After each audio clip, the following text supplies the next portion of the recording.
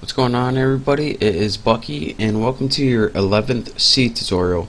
And in this tutorial I'm going to be talking about functions. Now what a function is, just a quick background, it's pretty much a process that's outside your main function right here. This main function, all of this is a function. That's what we've been working with so far. But now we want to build something else that you're going to be able to use in main. So it's easier just to show you guys. So the first thing that you do when you build a function is you have to make a prototype. Now what a prototype kind of does is tell your computer, alright, I'm going to be building something and you're not going to know what it is, but I just want to let you know to be ready for it, so when it comes along you're not going to get confused. So that's what we got to do right now. And to do the prototype we have to do this. The first thing we have to type is what kind of data it's going to return to us. So we're going to be solving a question and the answer is going to be an integer. In this case we're going to be finding an area. It's going to be giving us the two numbers and we're going to be calculating area. So when it spits out the answer of the area, it's going to be an integer. So whatever you're returning, it's going to be right here. If we had a function that found your name and spit out letters, then it would be like char or string or something like that. But since we're spitting out a number, it's going to be integer. The next thing that you do when you make a function is give your name a function just like you named a variable or anything else. Name it something easy to remember. I'm going to name mine find area. And the next thing you do, and the last thing when prototyping a function, is you have two parameters. In your parameters you have to write what sorry, I got whooping cough. In your parameters of your function you have to write what information do you need to solve this problem. And since this function is find area, the formula for area is any two numbers. You need to do a number times a number. So since we're doing that, we need two integers to work with. So to tell our prototype this, just type int x and int y. So right now we're going to be solving for an integer.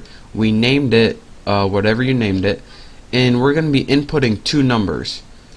So now that we got a main function prototype, copy this, and now we have to build our function. And just like int main void, we need to do the same thing. So just copy this and paste it down below, and get rid of your semicolon, and add two curly braces. Now whatever goes inside your curly braces, that's what you want the function to do. So all we want this function to do is get x times y and return us whatever the answer is.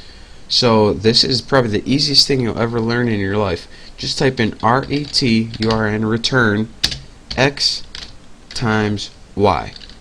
That's it. Now what the function is going to automatically do is this.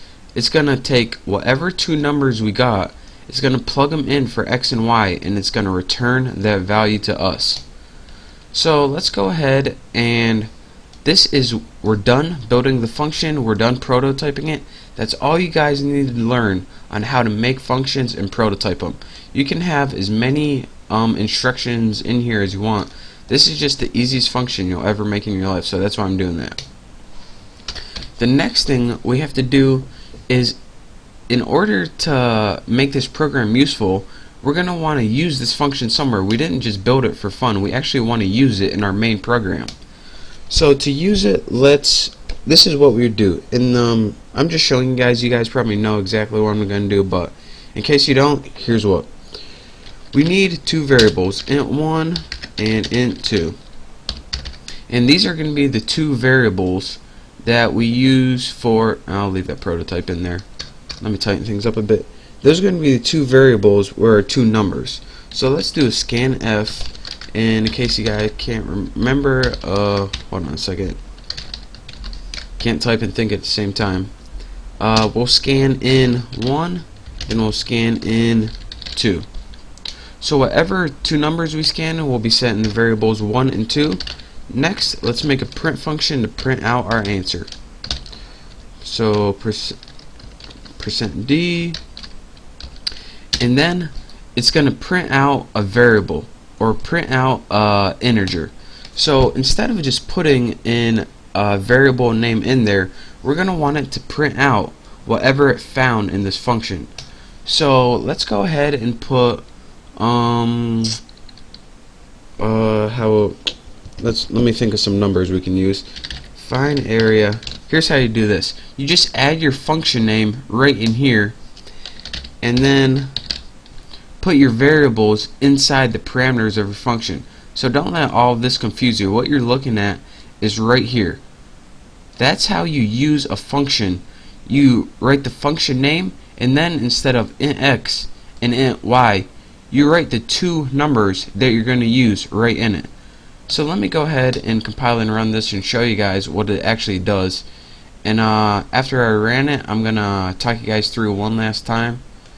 So let's find an area. Let's find 5 and 6.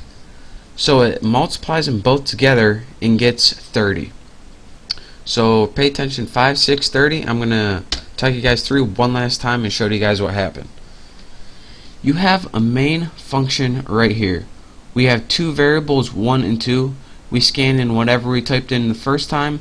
It's going to be stored in variable 1. Whenever we typed in the second time, it's going to be stored in variable 2. And next we had print on the screen.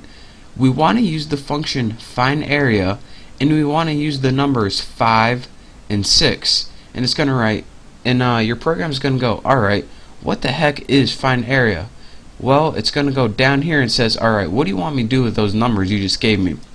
Well, the first number I want you to use right here, and the second number I want you to use right here, and when you're done figuring out this formula, I want you to return that value to me. So now, instead of all of this, it's going to have 30 calculated from all of this. So that's how we got print %d 30. And what prototyping does, if you're wondering what this is, the first thing your computer does is go through your main function. It doesn't look at this first. So whenever it comes to this and says and sees find area, it's not going to know what the heck you're talking about because it's not a variable or anything like that. So what the prototype says is it just tells our program, alright, whenever you come across this thing called find area, I'm going to tell you that you have to go look for a function. So it just helps it, and it doesn't make it so confused like it would be without it. So this is a pretty simple function. The easiest thing you can do is just practice with your functions. I'm going to copy this right now and put it on my website, thenewboston.com. So if you want to use this right here, you can go to my website, thenewboston.com, and copy it right in. And that is your introduction to functions. I hope you guys learned something. And in my next tutorial, I'll be clearing a couple things up. So thank you guys for watching. Make sure to subscribe, and I will see you next time.